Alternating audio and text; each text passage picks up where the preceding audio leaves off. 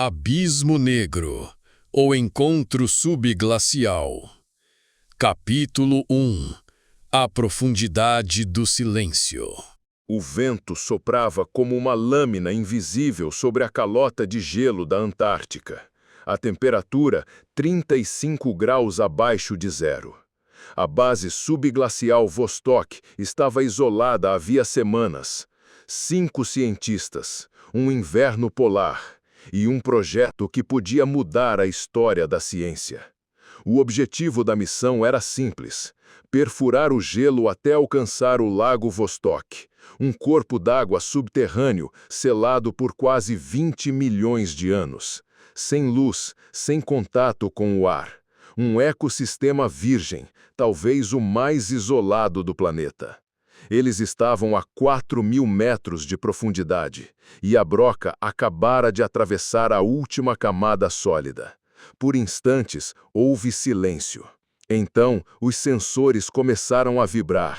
Pressão anormal, temperatura elevada e movimento. Diferente de tudo que haviam previsto.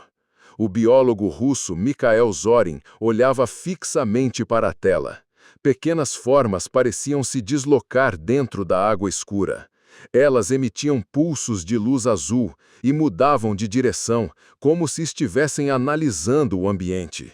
Mas não eram peixes, não tinham nadadeiras, não tinham olhos, e mesmo assim pareciam observar. Mikhail apertou o botão de gravação.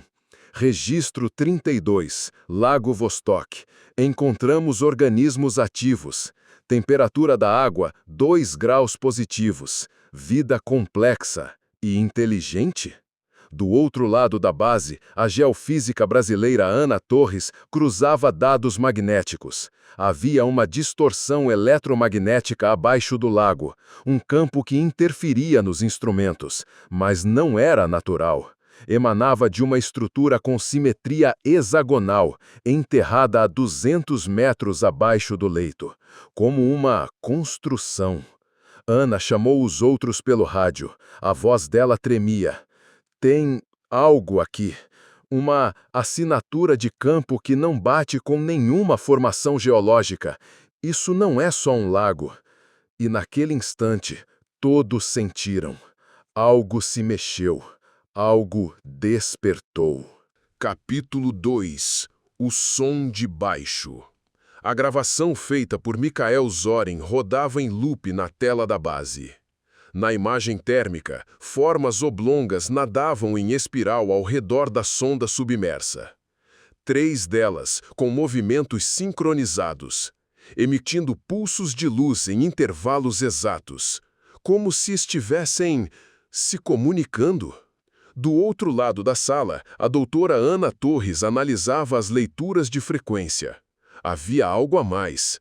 Ondas de som abaixo dos 20 Hz, inaudíveis ao ouvido humano, mas intensas o suficiente para balançar estruturas de metal fino. Infrassom. Ela comparou os padrões com bancos de dados da Marinha dos Estados Unidos. Não era um terremoto. Não era gelo se rompendo. Não era um animal conhecido. Era rítmico, como uma linguagem. Ana ativou o registro.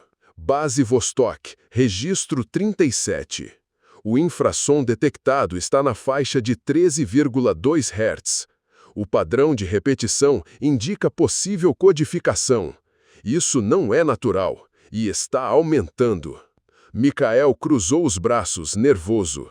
É como se estivessem respondendo à nossa presença. 2 andares abaixo, o engenheiro norueguês Lars Dahlström inspecionava os cabos da plataforma de sondagem. Algo havia corroído o revestimento externo, como ácido. Mas o lago era composto só de água pura, sem sal, sem vida bacteriana identificada. Ele aproximou o microscópio. As marcas não eram aleatórias, eram simétricas. Padrões lineares que se repetiam como traços em um circuito, como se alguém ou algo tivesse deixado uma mensagem. Na superfície, a tempestade de neve apertava. O contato por satélite começava a falhar. Os sinais estavam mais fracos e a temperatura caía rápido demais. Às 3h17 da madrugada, o gerador da base sofreu a primeira queda. As luzes piscaram, o rádio chiou, e por breves segundos, uma frequência não registrada invadiu os monitores. Era uma voz, mas não humana. Um sussurro profundo, fragmentado, como vindo de um lugar muito, muito distante. Ou muito abaixo. Capítulo 3. A mensagem do gelo. A energia voltou às 4h06, mas algo havia mudado. Os sensores térmicos estavam todos desalinhados. A temperatura dentro do lago havia subido 3 graus em 20 minutos. Sem atividade sísmica, sem alteração externa. Era como se o calor viesse de dentro. Ana Torres correu para o terminal de dados. O campo magnético irregular agora pulsava em ciclos exatos. 33 segundos de emissão, 33 segundos de silêncio. Um padrão binário. Mikhail Zorin confirmou com o sistema de decodificação. As variações de frequência e luz pareciam estar construindo algo. Uma sequência. Uma linguagem. Lars, o engenheiro, não dormia há 32 horas. Ele reanalisou os sulcos nos cabos corroídos. Com o zoom digital, percebeu algo que antes parecia impossível. Aquelas marcas eram símbolos. 9 figuras distintas, repetidas em várias ordens, mas com uma estrutura clara, como se fossem uma frase. Às 5h24, o sonar captou deslocamento no fundo do lago, mas não era uma massa sólida, era uma forma. Mais de 30 metros de comprimento, movimento lento, como se estivesse observando a superfície. Mikhail sussurrou. Nós não descobrimos isso.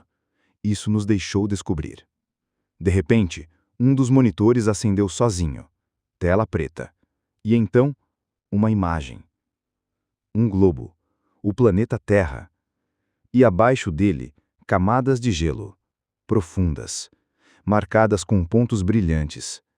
Vários pontos. Todos abaixo da crosta. Todos submersos. Como se fosse um mapa. Um alerta. Ou talvez um convite. No silêncio da base, ninguém falou por longos minutos. Até que Ana, com a voz quase sem ar, disse: Eles não estão vindo.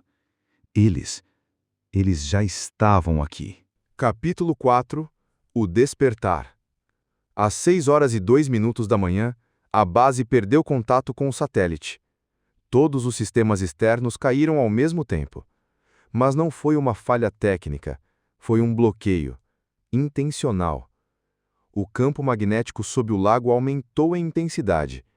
Começou a interferir nos equipamentos internos. As bússolas digitais giravam sem controle. O giroscópio da estação se desorientou. E os sinais de rádio viraram ruído puro. Era como se algo estivesse isolando a base. Não do mundo exterior, mas do que estava prestes a acontecer.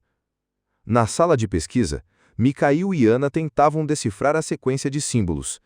As 9 figuras se reorganizavam automaticamente no software, como se respondessem aos comandos antes deles serem dados. Um novo padrão apareceu. 3 símbolos destacados em vermelho, com um som grave, vibrante. Mikhail recuou. Isso não é uma mensagem. É um comando. No mesmo instante, o piso da sala tremeu, por 3 segundos. Depois, silêncio total. No nível inferior da base, Lars observava os sensores sísmicos. Nada aparecia nos gráficos, mas ele sentia o tremor no próprio corpo. E atrás da parede metálica, um som. Como algo se arrastando, lentamente.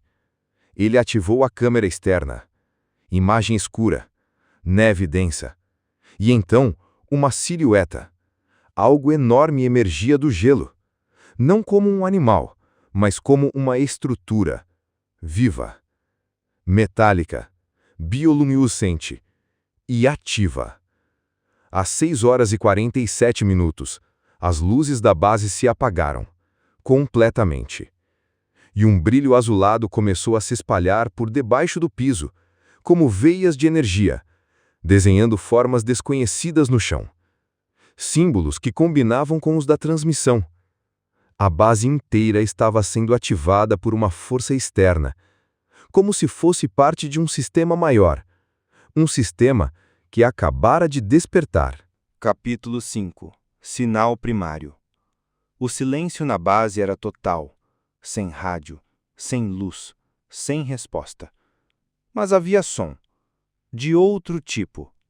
Uma frequência contínua, grave, penetrante, audível apenas através dos ossos, não pelos ouvidos.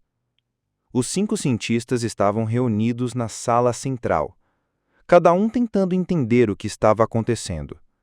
Na tela apagada, o reflexo do chão azul pálido pulsava sob seus pés. O sistema de backup se ativou por conta própria. Uma única câmera voltou. A que filmava o ponto exato da perfuração. No vídeo, algo brilhava dentro do lago.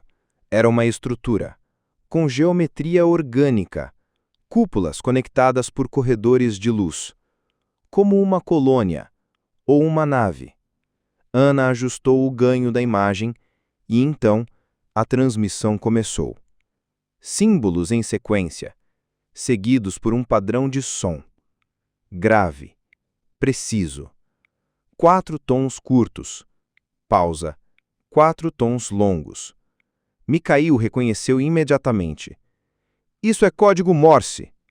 4 curtos, 4 longos. 4 curtos. SOS. Silêncio. E então o código se repetiu. Várias vezes. Mas dessa vez com variações. Lars notou. Eles estão imitando nosso pedido de socorro. Mas o que isso quer dizer? Às 7h12, os sensores de pressão subaquática explodiram em alerta. Algo estava subindo. Rápido. Na imagem térmica, um corpo gigante, sem forma definida, se aproximava da sonda. Não nadava. Não nadava como nada que se conheça. Flutuava, deslocando a água ao redor, como se a própria densidade fosse controlada. E então, uma luz. Clara, forte, direta. Saiu de dentro da criatura. Atingiu a câmera e atravessou o sistema óptico. Mas o mais estranho foi o que apareceu no monitor seguinte. Uma imagem, não do lago, não da base, mas da mente de Ana, uma memória de infância, exata, pessoal. Eles estavam acessando. Capítulo 6. Interface. Ana não conseguia respirar direito. O monitor da estação mostrava sua própria lembrança. Aos 7 anos de idade, sentada no quintal da casa da avó, olhando o céu. Era uma memória íntima, nunca gravada, nunca contada, mas ali estava, exata, transmitida por uma entidade no fundo do mundo. A imagem sumiu, e em seu lugar, outra cena surgiu. Não dela, mas de algo incompreensível. Paisagens geométricas flutuavam no ar. Celos que dobravam sobre si mesmos, estruturas que respiravam, e um som constante, hipnótico. Mikhail começou a falar em russo, mas não era sua voz. O tom era mais grave, mais lento, como se alguém falasse através dele. Linguagem é interface. Interface é construção. A construção permite conexão. Estamos construindo. Lars e Ana ficaram imóveis, sem saber se fugiam ou ouviam. A pulsação azul sobre o chão se intensificou e os símbolos começaram a se mover sozinhos no painel. Um por um, se reorganizavam, formando um padrão visual, uma espiral. A mesma espiral que havia sido encontrada nas formações rochosas do fundo do lago. A mesma que aparecia em culturas antigas ao redor do mundo. O telhado da base começou a vibrar, como se algo gigantesco passasse acima ou abaixo, e então a mensagem final apareceu no monitor. Houve tentativa anterior. Vocês não estavam prontos. Agora estão ouvindo. Agora podem responder. Capítulo 7. A primeira resposta. A mensagem ainda estava na tela, imóvel, silenciosa. Agora podem responder. Ana olhou para Mikhail. Ele não disse uma palavra, mas seu olhar dizia tudo. O que fosse aquilo, queria mais do que observação. Queria um diálogo. Lars acessou o núcleo do sistema da base. Mesmo com os danos, a interface gráfica ainda podia gerar padrões visuais. Ele abriu a ferramenta de desenho de sinal e digitou Hello, seguido do símbolo espiral que as entidades usaram. Nada aconteceu. Então, ele tentou outra abordagem. Usou o código binário. Transformou a palavra hello em sequência de zeros e uns e desenhou cada bit na mesma escala dos símbolos anteriores. Transmitiu. Esperaram. 2 minutos. Depois 3. Depois 5. Nada. Quando estavam prestes a desistir, o chão vibrou levemente. Não como antes. Agora era um pulso ritmado. Um código. A mesma sequência binária, mas invertida. Eles haviam entendido e responderam. Ana respirou fundo. Digitou uma nova sequência. Where are you from? A resposta veio em imagens. Primeiro, um campo de escuridão. Depois, luz, mas não estrelas. Formas. Círculos em torno de um centro, como uma estrutura ou um organismo. Por fim, uma espiral. Não apenas como símbolo, mas como estrutura viva, em expansão. Mikhail gravou em voz baixa. Eles não vêm de um lugar. Eles vêm de uma forma. No monitor, a última imagem era clara. Uma projeção da Terra e várias espirais dentro dela. Como se dissessem, viemos da onde vocês nunca olharam. Capítulo 8. Contaminação. O primeiro a sentir foi Lars. Durante uma inspeção de rotina, ele perdeu o equilíbrio. O chão parecia ondular sobre seus pés, mas o gelo não havia se movido. Quando Ana o examinou, detectou algo estranho. A temperatura corporal dele estava 1 grau abaixo do normal, mas ele não apresentava sinais de hipotermia. Ao contrário, sua pele estava mais quente ao toque, como se algo estivesse se adaptando por dentro. Mikhail acessou os registros do microambiente da base. Nos últimos 3 dias, os níveis de microelementos metálicos na água do reservatório haviam subido 28%. Isso era impossível. A base usava um sistema fechado, isolado. Só havia uma explicação. Alguém, ou algo, havia inserido novo material na cadeia. Na madrugada do dia seguinte, Ana teve o primeiro sonho. Ela estava submersa, mas conseguia respirar. Ao seu redor, milhares de estruturas translúcidas giravam lentamente. Espirais. Sempre espirais. Uma delas se aproximou e tocou sua testa. Ao acordar, ela correu ao laboratório. Sob a pele da própria nuca havia uma marca, uma espiral microscópica formada por nanocapilares de colágeno reorganizados. Seu próprio corpo estava sendo reescrito. Mikhail, incrédulo, conectou as leituras de infrassom dos últimos dias. Percebeu um padrão sutil. Cada mensagem recebida continha uma frequência secundária não audível, mas ela vibrava diretamente na composição molecular da água. Eles não estavam usando o som para se comunicar, eles estavam usando a estrutura da matéria. Lars olhou para as mãos. Sob a pele, minúsculas linhas azuladas pulsavam, como circuitos, mas feitos de tecido vivo. Ele murmurou: "Isso não é contaminação. Isso é simbiose." Capítulo 9. O sinal da Terra. A 14.000 quilômetros da base Vostok, no coração do Saara, um radiotelescópio francês, instalado para testes atmosféricos, captou algo impossível. Um sinal infrassônico, idêntico ao recebido na Antártida, mas com variações adaptadas ao clima seco. Não era eco, não era rebote, era uma nova emissão. Ao mesmo tempo, no Japão, o Instituto de Ciências Marinhas detectou um pulso subaquático vindos da Fossa das Marianas, a mais profunda do planeta. Duração: 0,7 segundos. Frequência: 13 Hz. Formato: espiral logarítmica. A ONU foi acionada. Satélites passaram a rastrear qualquer emissão anômala. Em menos de 48 horas, mais de 16 pontos do planeta começaram a emitir variações do mesmo padrão. Nas montanhas, nos oceanos, debaixo de desertos, até mesmo sobre uma estação de metrô abandonada em Moscou. Na base Vostok, Ana observava o mapa de calor global. As espirais estavam se multiplicando, mas não em pontos aleatórios. Seguiam placas tectônicas, fossas oceânicas, linhas de falha geológica. Michael murmurou: "Isso não está se espalhando. Isso sempre esteve aqui." O que Vostok tinha ativado não era um contato, era um gatilho, um despertar. E a Terra agora começava a responder, como se o planeta inteiro estivesse vivo. Capítulo 10 – O organismo planetário. Ana mantinha os olhos fixos na tela.